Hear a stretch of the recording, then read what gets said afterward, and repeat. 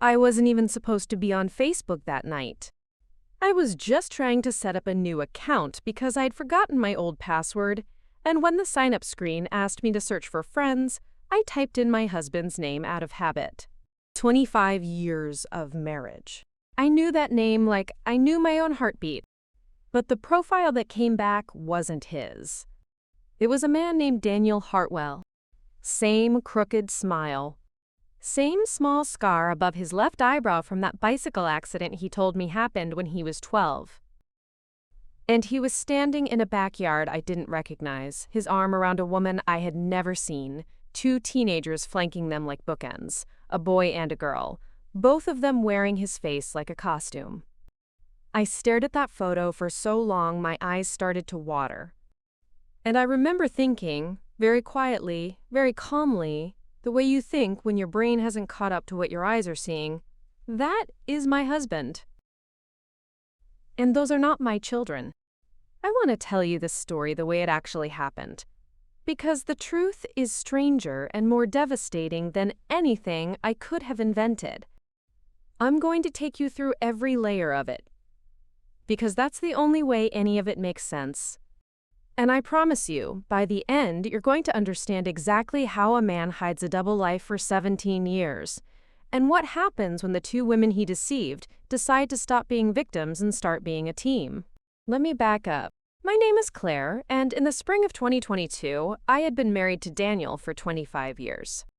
We met in our late 20s, built a life together in a mid-sized city in Ohio, raised two kids of our own, our daughter Megan, who was 22 at the time, and our son Travis, who was 19.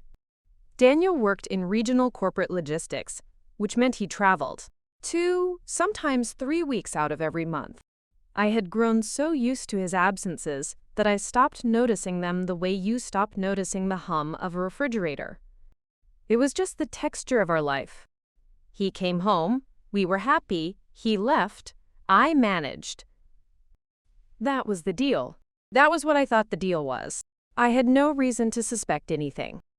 I want to be really clear about that, because I know what people think when they hear a story like this. They think the wife must have known, or sensed something, or looked the other way. Daniel was attentive when he was home. He remembered anniversaries. He called every night when he was traveling.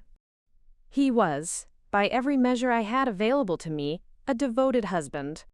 The kind of man other women at dinner parties would gesture toward and say, "You're so lucky." And I believed them. I thought I was lucky.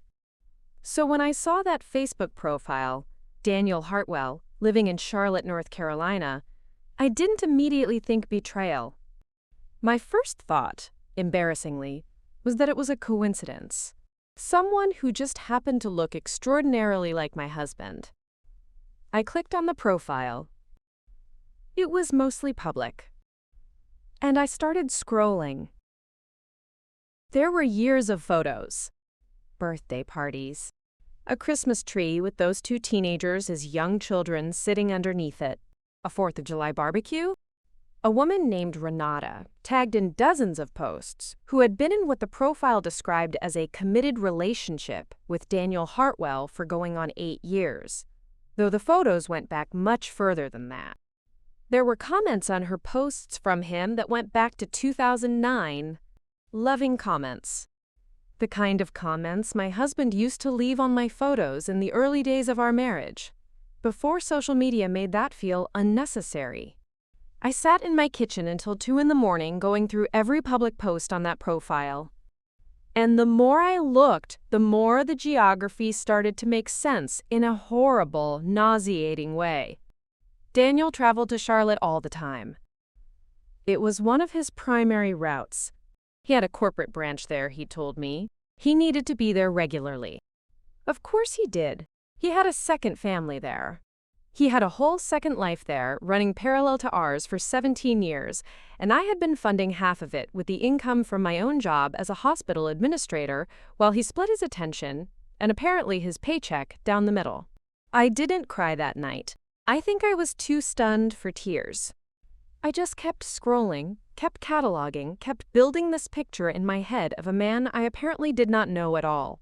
The teenagers in the photos, I could see now that they were around 15 and 17, which meant they were born when Daniel and I were already deep into our marriage. He hadn't started this second family before he met me. He had built it on top of ours, brick by brick, while I was raising his children and trusting his phone calls from hotel rooms that were not hotel rooms. Here is the thing that nobody tells you about discovering a betrayal this big. It doesn't feel like heartbreak at first. It feels like the floor has dropped out from under you and you're not falling, you're just floating in a place where the old rules no longer apply. Heartbreak comes later. What comes first is a cold, almost mechanical clarity. And in that clarity, I made a decision. I was not going to confront Daniel. I was going to find out everything first. Every single thing. And then I was going to decide what to do with it. I started with Renata. I found her personal Facebook profile through the tagged photos on Daniel's alternate account. Her last name was Osai. She was a dental hygienist in Charlotte, mid-40s, warm smile in all her photos, the kind of woman who looked like she baked things for her neighbors. I stared at her face for a long time. She had no idea. I could tell, just from the energy of her posts, that she had absolutely no idea. She was posting about her upcoming engagement party. She and Danny were planning to get married in the fall. She was engaged to my husband who was already married to me, who had been married to me for 25 years. She was planning a wedding with a man who could not legally marry her without committing bigamy, and she didn't know it. I sat with that for a long time. And then I did something that took every ounce of nerve I had. I sent her a private message. I kept it simple. I said, "My name is Claire Mercer. I believe we may be involved with the same man. I have no intention of attacking you. I think we need to talk." I attached a photo of Daniel and me at our daughter's college graduation the previous year, his arm around my shoulders, both of us grinning. Then I put my phone face down on the counter and waited. She responded in 4 hours. Her message was 3 words long. "Call me, please." We talked for 2.5 hours that first night. I won't pretend it wasn't painful, because it was painful for both of us in ways that were almost impossible to articulate. I cried, finally, because hearing her voice made it real in a way that the Facebook scrolling hadn't. She told me things that filled in gaps I hadn't even known existed. She told me that Daniel, her Danny, had told her he was a widower, that his first wife had died of cancer years ago, that he had 2 grown children from that marriage who he was estranged from because of the grief. He had killed me off. He had told this woman that I was dead. He had been living as a widower in Charlotte for the entire duration of their relationship, mourning a wife who was alive in Ohio, going to her son's soccer games and her daughter's recitals, and coming home to me on the weekends. The audacity of it. The sheer, breathtaking audacity. I have turned that over in my mind hundreds of times since, and I still cannot fully wrap my brain around the scale of the lie.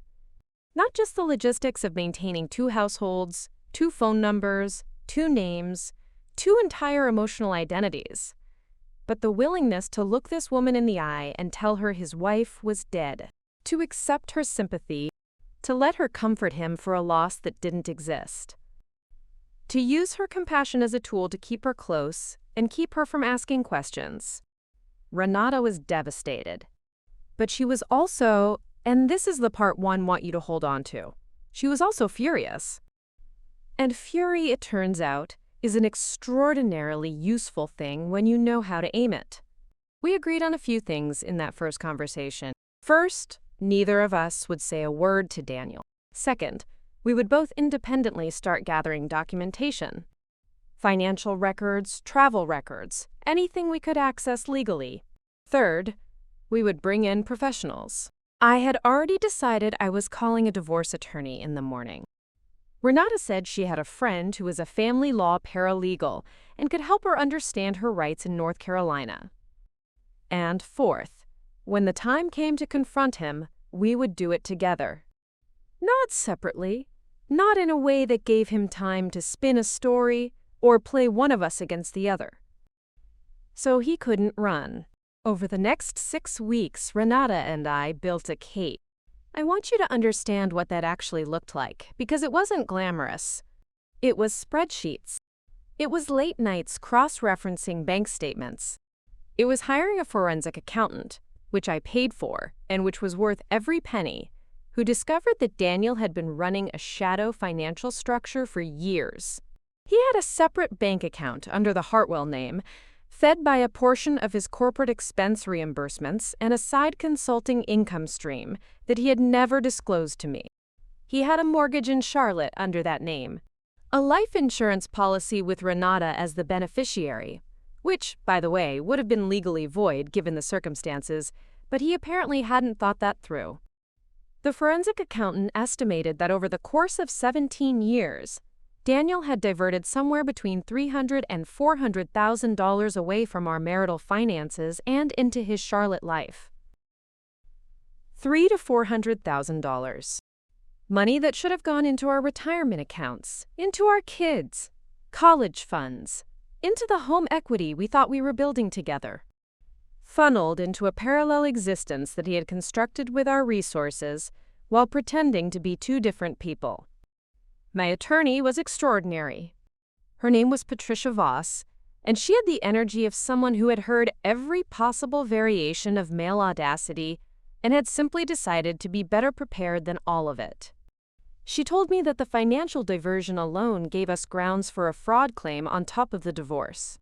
She told me that in Ohio, dissipation of marital assets is taken seriously by the courts. She told me to document everything and to not tip Daniel off until we were ready to move simultaneously on multiple fronts. She used the word simultaneously the same way Renata and I had, and I felt something settle in my chest when she said it. We were all on the same page. Renata's paralegal friend connected her with an attorney in Charlotte who specialized in cases involving financial fraud and domestic partnerships. Because Renata and Daniel were not legally married, could not have been legally married. Her situation was different from mine, but she had her own claims. She had contributed financially to the household they shared. She had made career decisions based on the assumption that she was in a committed, honest relationship heading toward marriage. And she had 2 children. Yes, those teenagers in the Facebook photos were Daniel's biological children who deserved child support regardless of what their father had done. The children. I need to stop here for a moment and talk about the children, because they are the part of this story that I think about the most, even now. Those 2 kids, Darius, who was 17, and Simone, who was 15, they had done nothing wrong. They were as much Daniel's victims as Renata and I were.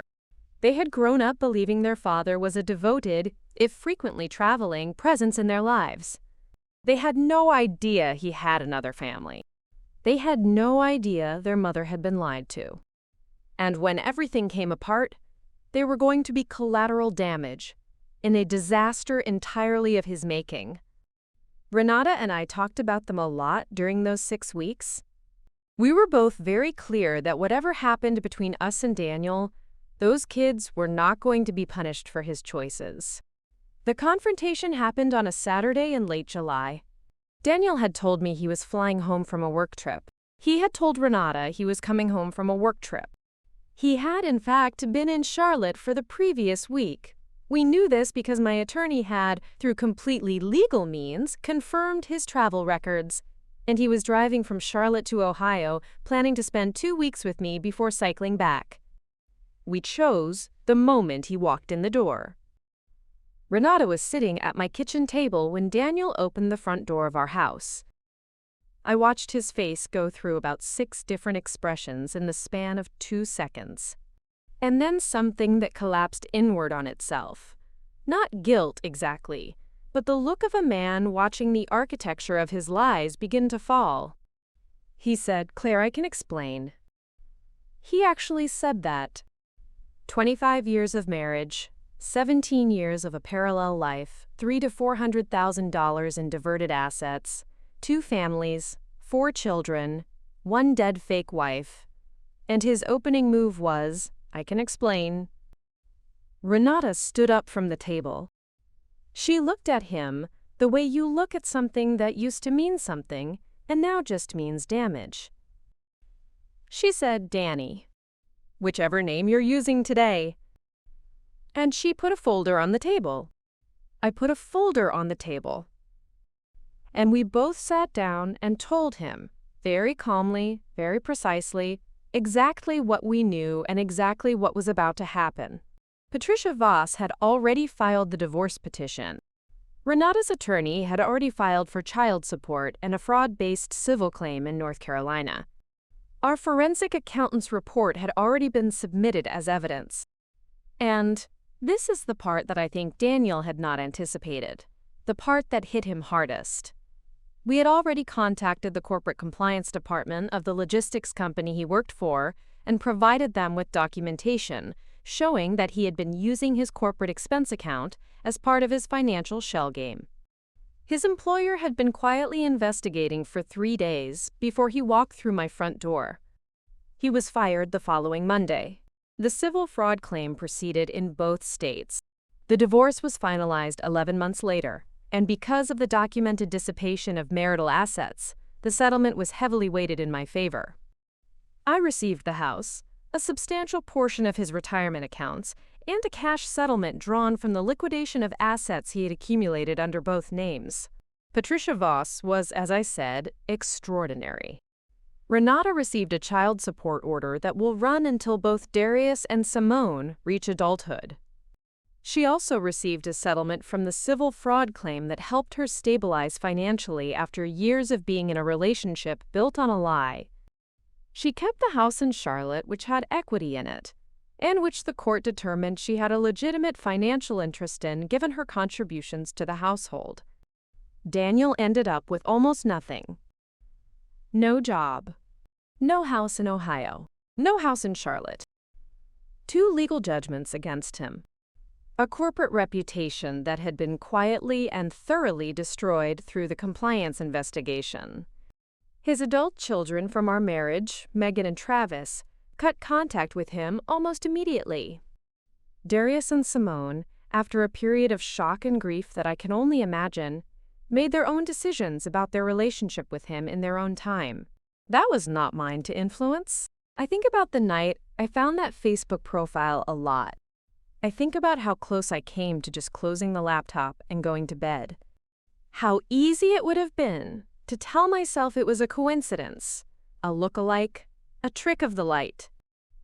How many women in my position have done exactly that because the alternative was too enormous to face? I understand that impulse completely. The truth, when it is that big, requires you to rebuild your entire understanding of your own life. Every memory becomes a question.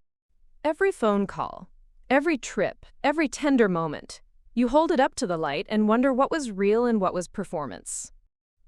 But here is what I know now that I didn't know then.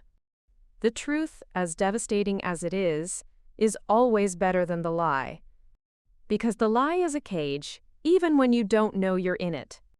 And the truth, even when it costs you everything you thought you had, gives you back something more valuable. Yourself. Your actual life. The one you get to build on real ground. Renata and I are friends now. That probably sounds strange. And I'll admit it felt strange for a long time. We were both, in different ways, victims of the same man, and we had both been placed in an impossible position without our consent. But we had also done something together that neither of us could have done alone. We had refused to be played against each other. We had refused to let him use our pain as a weapon. We had looked at each other across a situation designed to make us enemies, and chosen, instead, to be allies. There is something in that choice that I am still proud of. Every single day. Daniel, last I heard, is renting a room somewhere in a city I don't know and don't need to know. He has no assets, no career, and no family waiting for him anywhere. He built 2 lives by hollowing out the people who loved him And when the hollowing was discovered, there was nothing left of him underneath it. That is not something I did to him. That is something he did to himself, one lie at a time, over 17 years. We just made sure the accounting was accurate. And if you are sitting somewhere right now with a feeling in your gut that something isn't right, a profile you stumbled across, a story that doesn't quite add up, a name that doesn't match, I want you to trust that feeling. Not because the worst is always true, but because you deserve to know what is real. You deserve to be standing on solid ground.